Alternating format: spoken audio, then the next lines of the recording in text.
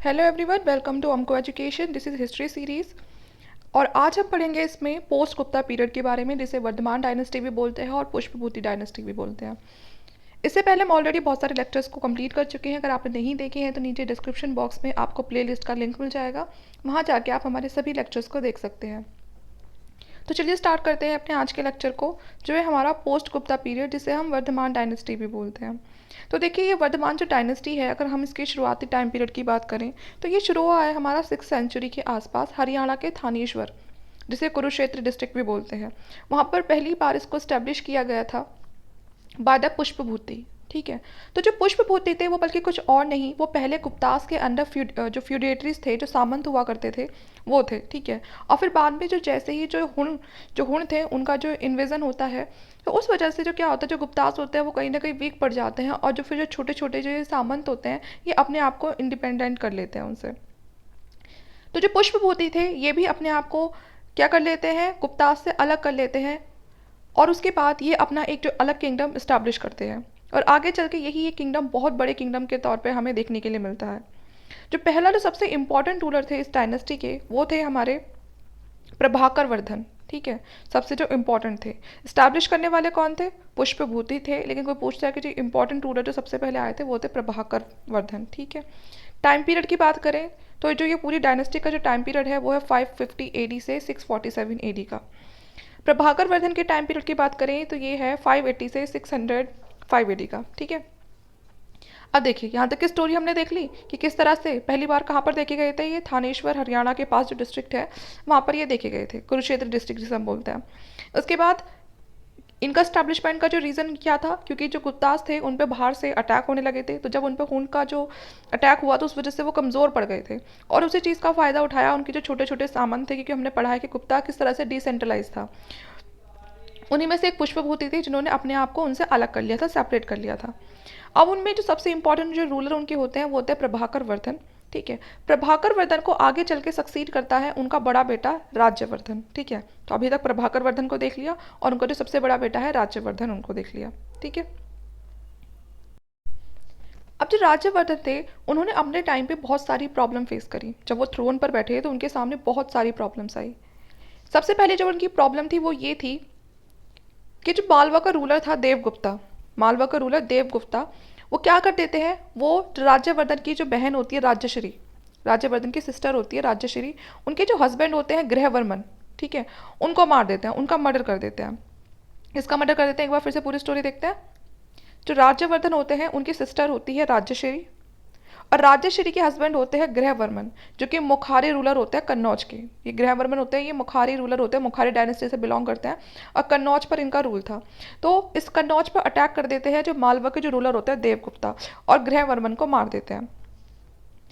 और ये जो देवगुप्ता थे, ये किसके साथ अलायंस में थे, देवगुप्ता का साथ कौन दे रहा था, जो बंगाल के जो गोद जो रूलर है, जो गोद डायनेस्टी थी, उसके जो रूलर थे शशांक।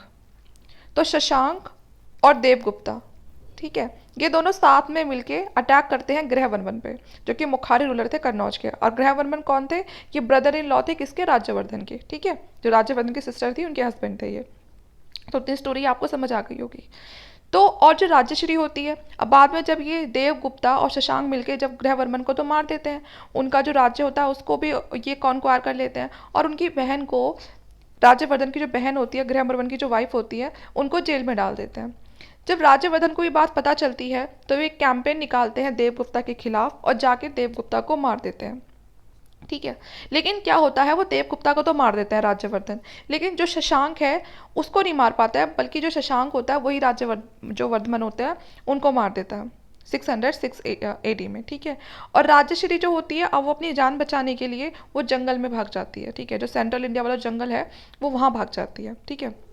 तो पूरी स्टोरी हो गई कि जो राज्यवर्धन थे उनको बहुत सारी प्रॉब्लम फेस करनी पड़ रही थी, क्योंकि जो उनकी बहन थी और जो उनकी बहन का जो पति था गृहवर्मन, उन पे अटैक कर दिया जाता है देवगुप्ता के थ्रू और शशांक के थ्रू, जिसमें उनकी जो बहन का पति होता है गृहवर्मन, उनकी डेथ हो जाती है, और उनकी बहन को वो जेल में डाल देते हैं। उसके बाद वो अपनी बहन को जब बचाने के लिए जाते हैं राज्यवर्धन, तो वो देवगुप्ता को तो मार देते हैं, लेकिन शशांक को नहीं मार पाते हैं, बल्कि शशांक उनको मार देता है। और इस वजह से फिर जो राज्यश्री होती है उसके पास कोई और ऑप्शन नहीं बचता उनकी बहन के पास, और वो जंगल में चली जाती है। अब आगे देखते हैं फिर क्या होता है। यहाँ पर ये मैप दिखा देती हूँ मैं पहले आपको। ये सारे वो एरियाज़ है जो गुप्ताज ने जीत लिए थे, ठीक है। जैसे कि यहाँ पर ये मैत्रक जो वल्लभी वाला जो एरिया वो ये है आपका, ठीक है। आगे भी सब काम में आएगा। ये पुष्पभूति जहाँ से शुरुआत हुई थी। ये मुखारी वही है जहाँ पर जो राज्यवर्धन है उनकी बहन और उनके जो बहन के जो हस्बैंड थे उनका रूल था, ठीक है। कन्नौज वाला पार्ट, ठीक है। ये यहाँ पर लेटर गुप्ताज आएंगे। ये वल्लभी वाला अभी देखेंगे किस तरह जो हर्षवर्धन है वो सारे एरियाज को इनमें अपने मिला लेगा, लेकिन जैसे ही वो यहाँ से या नीचे क्रॉस करने की कोशिश करता है तो ये चालुक्याज होते हैं, वो इनसे हार जाता है। अभी मैं आपको आगे देखते हैं सब। अब बात करते हैं हर्षवर्धन की, ठीक है। अब देखिए उनका जो भाई होता है, जो राजश्री का जो भाई होता है राज्यवर्धन, तो वो तो ऊपर जाता है राजश्री को बचाते बचाते, और राजश्री जंगल में भाग जाती है। अब टाइम आता है हर्षवर्धन का। इनका जो टाइम है वो है 606 से 647 एडी का। तो देखिए जब राज्यवर्धन की डेथ हो जाती है तो उनका ही छोटा भाई होता है ये हर्षवर्धन, ठीक है। जो हर्षवर्धन है वो राज्यवर्धन के छोटे भाई होते हैं। इनको शीलादित्य भी कहा जाता है। ये क्या करते हैं, अब राज्यवर्धन की डेथ के बाद पुष्पभूति का जो अगला जो राजा बनता है वो कौन बनता है, हर्षवर्धन बनता है 606 एडी में, ठीक है। और यहीं से शुरू होता है हर्ष एरा। जैसे ये थ्रोन पे बैठते हैं सबसे पहले ये अपनी बहन को बचाते हैं, जो उनकी विडो सिस्टर होती है, क्योंकि हस्बैंड मर जाता है उनका राजश्री का गृहवर्मन। तो सबसे पहले ये अपनी बहन को बचाते हैं। ये अपनी बहन को लेकर आते हैं, जो विंध्यास के जो फॉरेस्ट होते हैं, जो वहाँ वो चली जाती है तो वहाँ से वो उनको बचा के लेकर आते हैं, ठीक है। और जो हर्ष होते हैं उसके बाद वो सबसे पहले फिर क्या करते हैं, जो शशांक होता है उसको मारता है। जो कन्नौज का शशांक होता है वो सबसे पहले मारता नहीं है, उसको वहाँ से हटाता है, ठीक है। उसके बाद वो क्या करता है, जो उसका भाई होता है उसको मारने वाला कौन होता है, शशांक होता है, ठीक है। तो वो शशांक का जितना भी एरिया होता है, मतलब उससे बदला लेने के लिए सबसे पहले तो कन्नौज से वो शशांक को हटा देता है और कन्नौज का पूरा एरिया थानेश्वर में मिला लेता है, ठीक है। क्योंकि अभी तक कौन बैठा था उस एरिया पर, शशांक बैठा हुआ था, क्योंकि देवगुप्ता को तो राज्यवर्धन ने मार दिया था, शशांक बचा था ये। तो शशांक इस पूरे एरिया को ऑक्यूपाई करके बैठा हुआ था। तो हर्ष सबसे पहले शशांक को हटाता है वहाँ से, अपने भाई की मौत का बदला लेता है और कन्नौज को थानेश्वर में मिला लेता है, ठीक है। और यहाँ पर एक नई कैपिटल बना देता है, which made him the most powerful king of the north India. और अब जो सबसे जो पावरफुल जो किंग था वो कौन सा बन गया था, वो नॉर्थ इंडिया बन गया था हर्षवर्धन के टाइम पे। Harsha thereafter proceed toward the east against Shashank. अब शशांक तो भाग निकला था वापस से ईस्ट में, तो हर्ष अब उसके पीछे जाता है, शशांक के पीछे, अपने भाई की डेथ का बदला लेने के लिए। लेकिन जो मारता किस किस को है, जो ये शशांक होता है ये राज्यवर्धन को, और उनका जो ब्रदर इन लॉ होता है गृहवर्मन, उनकी डेथ का बदला लेने के लिए हर्ष उनके पीछे पीछे जाते हैं। लेकिन हर्ष पहली बार में सक्सेसफुल नहीं हो पाते हैं, ठीक है। लेकिन जब वो दूसरी बार जब अटैक करते हैं, ठीक है, तो जो शशांक होता है उनकी जो डेथ होती है वो पहले ही हो चुकी होती है, ठीक है। तो फिर जब हर्ष उन पर अटैक करते हैं उस एरिया पे, तो वो इजीली उस एरिया को जीत जाते हैं और वो पूरे मगध को और जो शशांक का जो एम्पायर होता है उसको वापस से किस में मिला लेते हैं, अपने जो राज्य होता है उसमें मिला लेते हैं और अपना एक बहुत ही बड़ा साम्राज्य बना लेते हैं नॉर्दर्न इंडिया में, ठीक है। तो समझ आ गया होगा आपको कि राज्यवर्धन की डेथ के बाद उनके छोटे भाई आते हैं हर्षवर्धन, और हर्षवर्धन को शिलादित्य भी बोलते हैं। सबसे पहले क्या करते हैं, ये जब उनकी बहन होती है राजश्री जो जंगल में चली गई थी उनको वापस लेके आते हैं, और जो शशांक जो कन्नौज में राजा बन के बैठा था उसको वहाँ से हटाते हैं और कन्नौज को और थानेश्वर को मिला लेते हैं। उसके बाद ये शशांक की तरफ जाते हैं अपनी भाई की डेथ का बदला लेने के लिए और अपने ब्रदर इन लॉ की डेथ का बदला लेने के लिए, लेकिन पहली बार में सक्सेसफुल नहीं होते। जब ये दूसरी बार अटैक करते हैं, जब तक जो शशांक होता है उसकी डेथ पहले ही हो चुकी होती है, लेकिन उसके बाद भी ये उसके एरिया को अटैक करके पूरा का पूरा जीत के मगध को और शशांक का जो एम्पायर होता है उसको अपने राज्य में मिला लेते हैं, ठीक है। ये थी स्टोरी होगी हर्षवर्धन की। आगे देखते हैं। उसके बाद कि हर्षवर्धन के आगे की और देखते हैं आगे और उन्होंने क्या किया। हर्षवर्धन डिफीट करते हैं अब ध्रुवसेन सेकंड को। देखिए ध्रुवसेन सेकंड क्या थे, ये मैत्रक रूलर थे वल्लभी के। मैंने आपको मैप में भी दिखाया था कि वल्लभी कहाँ था, एक बार और दिखा देती हूँ कि वल्लभी कहाँ है। यहाँ पर देखिए ये रहा वल्लभी, ठीक है ना, ये मैत्रक रूलर वल्लभी, ठीक है ना। तो हर्ष इनको हरा देते हैं और इसको हरा के क्या करते हैं, अपनी बेटी की शादी फिर इसी से कर देते हैं। इससे क्या होता है, मैट्रिमोनियल जो अलायंस हम बोलते हैं कि वो अपनी शादी वादी करके खुद शादी कर लेते थे, अपनी बेटी की करा दिया किसी और की करा दी, तो वो उनसे उनको एक तरह से अपने रिश्तेदार बना लिया करते थे। फिर इनकी तरफ से तो डर खत्म। तो ऐसे करके ना ये जो बाकी जो छोटे छोटे एम्पायर है ये उनको अपने में मिला लिया करते थे। तो यहाँ पर भी ये वही काम करते हैं, यहाँ पर ये पहले इनको हराते हैं और फिर बाद में जो अपनी डॉटर होती है उनकी शादी कर देते हैं इनसे। तो Harshvardhan defeated Dhruvasena second the Maitraka ruler of Vallabhi. तो मैंने आपको दिखा दिया मैत्रक जो रूलर थे वल्लभी वो कहाँ पर है, और वहाँ पे जो ध्रुवसेन थे वो किंग हुआ करते थे उस टाइम पे। Harsha in order to secure the safety of the western boundary reinstated him and give his daughter in marriage to Dhruvasena second, ठीक है। और वो क्या करते हैं, अपनी बाद में इनकी अपनी बेटी की शादी करा देते हैं, जिससे कि जो वेस्टर्न बॉर्डर के उससे वो सिक्योर हो जाए। और जो ध्रुवसेन सेकंड होता है वो हार तो जाता ही है, शादी कर लेता है फिर उनकी डॉटर से, और उसके बाद वो जो उनकी जो फ्यूडेटरी जो पोजीशन होती है उसको एक्सेप्ट कर लेता है कि ठीक है, हम भी आप आज से आपके अंडर ही काम करेंगे। ये एक बहुत ही बड़ा डिप्लोमेटिक अचीवमेंट होता है हर्ष के लिए। The course of Harsha conquest suffered a serious setback on his expedition toward the Deccan. लेकिन उनको एक बहुत ही खतरनाक, हम बोल सकते हैं, एक बहुत ही सीरियस सेटबैक देखते हैं जब वो साउथ की तरफ अटैक करते हैं। अभी तो नॉर्थ में सब कुछ बहुत अच्छा चल रहा था, लेकिन जैसे ही वो साउथ की साइड बढ़ते हैं, डेक्कन की साइड बढ़ते हैं, तो वहाँ पर आते हैं सबसे पहले चालुक्य डायनेस्टी, जिसके जो रूलर होता है कौन होता है, पुलकेशिन सेकंड होते हैं, ठीक है। इनकी जो कैपिटल होती है वो वतामी और बदामी दोनों बोल सकते हैं। तो यहाँ पर उनको हर्ष को एक बहुत ही बड़ी डिफीट मिलती है, जिसमें वो बहुत ही बुरी तरह हार जाते हैं, ठीक है। और ये जो चालुक्य डायनेस्टी थी ये कहाँ पर है, ये जो नर्मदा रिवर है उसी के पास बसी हुई थी। ये हर्ष की उसकी पूरी विक्टोरियस लाइफ में, क्योंकि आज तक उन्होंने सिर्फ सारी बैटल जीती ही थी, ये सबसे उनकी बड़ी हार थी। इसके बारे में हमें चालुक्य रिकॉर्ड से पता चलता है, जिसमें बताया हुआ है कि जो हर्ष थे वो lord of whole northern country थे, ठीक है ना। लेकिन जो चालुक्यास होते हैं वो उन्हें किस तरह से हरा देते हैं, क्योंकि पूरे जो नॉर्दर्न इंडिया है उसके वो क्या होता है, वो पूरे के पूरे रूलर होता है, बहुत ही अच्छे से वो उस पूरे नॉर्दर्न इंडिया को ऑक्यूपाई कर लेते हैं। लेकिन जो चालुक्यास होता है वो उनको हरा देते हैं। यहाँ पर ना उनको एक नाम भी मिलता है, जो पूरे नॉर्दर्न कंट्री को वो जीत लेते हैं तो उनको एक नाम मिलता है शकालोतरो पाथेश्वर, ठीक है। शकालोतरो पाथेश्वर उनको एक नाम दिया जाता है जब वो पूरे नॉर्दर्न कंट्री को जीत लेते हैं, ठीक है। जो इंडिया के जो पूरा नॉर्दर्न पार्ट होता है उसको जीत लेते हैं तो उनको ये नाम दिया जाता है, ठीक है। आगे देखते हैं। वो और भी जो एरियाज़ होते हैं, हर्ष अपने टाइम पे और बहुत सारे एरियाज़ को अपने अंडर कवर कर लेते हैं, जैसे कि नॉर्दर्न इंडिया हो गया, ईस्टर्न राजस्थान हो गया, गंगा वैली हो गया, असम हो गया, ठीक है। तो ये यहाँ तक ना ये पूरा का पूरा सब कुछ अपने अंदर, ये अपने जो वो होता है एम्पायर होता है उसमें ये सब कुछ मिला लेते हैं, ठीक है। और सब टेरिटरीज कैसी होती है, डिस्टेंट फ्यूडल किंग्स वाली होती है, सबको सब सामंत होते हैं इनके छोटे छोटे, कि वैसे तो अपने एरिया में वो रूल कर रहे हैं, लेकिन सब चलेंगे किसके अंडर, हर्ष के अंडर चलेंगे। तो जो हर्ष है वो एक बहुत ही अच्छी तरीके से जो डिप्लोमेटिक रिलेशन होता है वो चाइना के साथ भी बनाते हैं। एक दूत भी आता है वहाँ से, ताई तुसांग, जो टैंग एम्परर से होता है चाइना की, ठीक है। और भी कुछ चाइनीज़ मिशनरीज आते हैं कंट्री में जो हर्ष के कोर्ट को विजिट करने। उनमें जो सबसे फेमस है वो है हुएनसांग, ठीक है ना। ये क्या होता है, ये चाइनीज़ पिलग्रिम होते हैं ये, ठीक है। और ये हर्ष के टाइम पर आते हैं, और कम से कम ना इनके टाइम पर ये 8 साल यहाँ पर रहकर जाते हैं, और बहुत ही ज़्यादा जो हर्ष का जो पूरा एम्पायर वगैरह होता है उसको अच्छे से ऑब्जर्व करके बहुत सारे टेक्स्ट अकाउंट वगैरह बना के लिख कर अपने साथ चाइना लेकर जाते हैं वापस से। हुनसांग ने मेंशन करा है हर्ष के टाइम के बारे में कि 2 असेंबलीज होती हैं, एक कन्नौज में होती है और एक प्रयाग में होती है।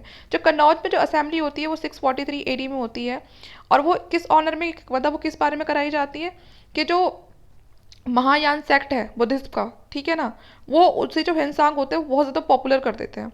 तो वो जो पहली असेंबली होती है वो महायान सेक्ट के लिए होती है। जो प्रयाग असेंबली होती है, प्रयाग में होती है, ये किस लिए, एक तरह रिलीजियस फेस्टिवल को सेलिब्रेट करने के लिए होती है। हम सबको पता है कि गंगा, यमुना और सरस्वती जहाँ पर तीनों मिलती हैं, ठीक है, वहाँ पर उस समय ये कहा गया था कि जब इन तीनों का जहाँ मिलन होता है वहाँ पर क्या लगेगा, हर 5 साल में एक मेला लगा करेगा, जिसे हम आज भी जानते हैं कुंभ का मेला, ठीक है। तो इस कुंभ के जो मेले की जो शुरुआत है वो हर्ष ने करी थी, ठीक है। तो ये प्रयाग में हुआ था, जो प्रयाग असेंबली है जब भी इसका स्टार्ट हुआ था कि अब से जहाँ पर ये गंगा, यमुना और सरस्वती तीनों रिवर का कॉन्फ्रेंस होता है, मिलन होता है, वहाँ पे हर 5 साल में क्या लगेगा, कुंभ का मेला लगेगा, ठीक है। तो ये 2 असेंबली हुई थी हर्ष के टाइम पे, एक कन्नौज असेंबली और दूसरी प्रयाग। कन्नौज का मोटिव क्या था, महायान सेक्ट को पॉपुलराइज करना, और दूसरा जो प्रयाग था उसका मोटिव क्या था, कुंभ का जो मेला था उसका। Harshvardhan was a Shiva by the faith, ठीक है ना। तो ये शिव भगवान को मानते थे, लेकिन ऐसा नहीं था कि सिर्फ अपने जो रिलीजन है उसी के लिए रिस्पेक्ट थी, बल्कि ये बाकी सब जो रिलीजन होते थे, दूसरे जितने भी सेक्ट्स थे, उनको भी बराबर की इक्वल रिस्पेक्ट ये देते थे। हुएनसांग ने बताया है कि ये बहुत ही लिबरल बुद्धिस्ट थे, हर्षा के बारे में बताया कि बहुत ही लिबरल बुद्धिस्ट थे, महायान सेक्ट को मानते थे, और ऐसा नहीं था कि बाकी किसी गॉड को ये ऑनर नहीं करते थे, बल्कि जितने भी जो बाकी सेक्ट्स थे उनको भी ये बराबर का ऑनर करते थे।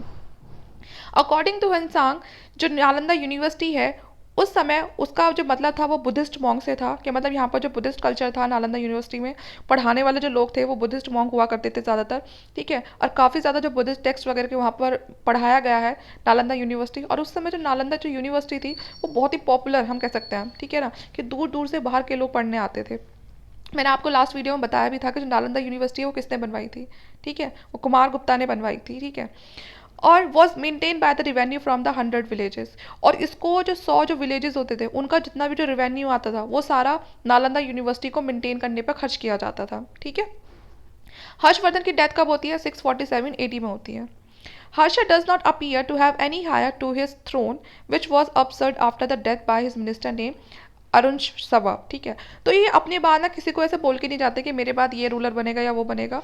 ठीक है। तो इसीलिए इनकी डेथ के बाद जो उनका मिनिस्टर होता है अरुण शेर, उसी को वही आगे चल के एक अगला रूलर बन जाता है। Harshavardhana was not only a patron of learning but was himself an accomplished author. जो हर्षवर्धन थे वो काफ़ी, हम कहते थे काफ़ी लर्न मैन थे, और यहाँ तक कि वो ऑथर भी थे। उन्होंने खुद अपनी कुछ बुक्स लिखी हैं। उन बुक्स के बारे में हम देखते हैं कि उन्होंने कौन कौन से बुक्स लिखी हैं। उन्होंने संस्कृत में 3 प्ले लिखे थे, नागंदा, रत्नावली और प्रियदर्शिका। ठीक है ना। ये तीनों ही प्ले बहुत ही इंपॉर्टेंट है, पूछे जाते हैं कि हर्षवर्धन के 3 प्ले बताइए। तीनों इंपॉर्टेंट है, एक तो तीनों संस्कृत लैंग्वेज में लिखे गए हैं और तीनों किसने लिखे हैं? हर्षवर्धन ने लिखे हैं। ठीक है। उसके बाद ये इनके जो कोर्ट में काफ़ी लर्न मैन थे। ठीक है ना। काफ़ी पढ़े लिखे लोग हुआ करते थे। उनमें से एक थे बाना भट्टा। ठीक है। बाना भट्टा इसलिए फेमस है क्योंकि इन्होंने हर्ष चरित्रा लिखी है, और हर्ष चरित्रा क्या थी? बायोग्राफी थी हर्ष की। उसमें जो हर्ष की जो अर्ली लाइफ के बहुत सारे जो इंसिडेंट है उनके बारे में बताया गया है। दूसरी है कादम्बरी, जो बाना भट्टा ने लिखी है कादम्बरी। ठीक है। एक दूसरे पोइट थे मयूर। मयूर ने क्या कौन कौन सी बुक्स लिखी हुई हैं? मयूर शतक और जो सूर्य शतक था उसके बारे में मयूर ने लिखा। ठीक है। तो यहाँ पर आपको याद रखना हर्षवर्धन ने कौन कौन सी लिखी है? नागंदा, रत्नावली और प्रियदर्शिका। और बाना भट्ट ने क्या लिखा था? हर्ष, जो हर्ष है उसकी बायोग्राफी लिखी थी, हर्ष चरित्रा। और दूसरी बुक कौन सी इनकी इंपॉर्टेंट? बाना भट्टा की कादम्बरी। ठीक है। मयूर ने कौन 2 सी लिखी थी? मयूर शतक और सूर्य शतक। ठीक है।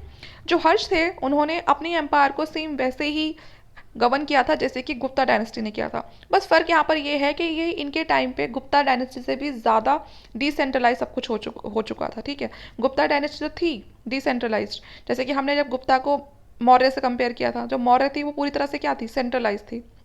गुप्तास क्या हो गए? उनसे थोड़े ज़्यादा ही क्या हो गए थे? डिसेंट्रलाइज हो गए थे। ठीक है ना। मौर्य के टाइम पे तो सब कुछ सेंट्रलाइज था, लेकिन गुप्तास ने क्या कर दिया था? जो पावर थी उसको काफ़ी हद तक डिसेंट्रलाइज कर दिया था। लेकिन हर्ष के टाइम पे वो पावर और ज़्यादा डिसेंट्रलाइज हो गई थी। ठीक है। तो यहाँ पर ये फ़र्क आता है इनके। तो यहाँ पर ये हमारी वर्तमान जो डायनेस्टी है वो ख़त्म हो जाती है। वीडियो अच्छी लगे तो प्लीज़ लाइक करना, शेयर करना, और हमारे जो बाकी प्रीवियस लेक्चर हैं आप उनको भी देख सकते हो। आप अपनी हिस्ट्री का जो बेस है उसको बहुत ही अच्छे से स्ट्रॉन्ग कर सकते हो। इससे पहले हम बहुत सारे इंपॉर्टेंट लेक्चर्स को ऑलरेडी ख़त्म कर चुके हैं। अब हमारी 1-2 लेक्चर के बाद जो हमारी एशियन इंडियन हिस्ट्री है वो ऑलमोस्ट ख़त्म ही हो जाएगी। उसके बाद हम स्टार्ट करेंगे मेडिवियल इंडियन हिस्ट्री। तो वीडियो अच्छा लग रहा है तो प्लीज़ लाइक करना, चैनल को सब्सक्राइब कर लेना। Thank you.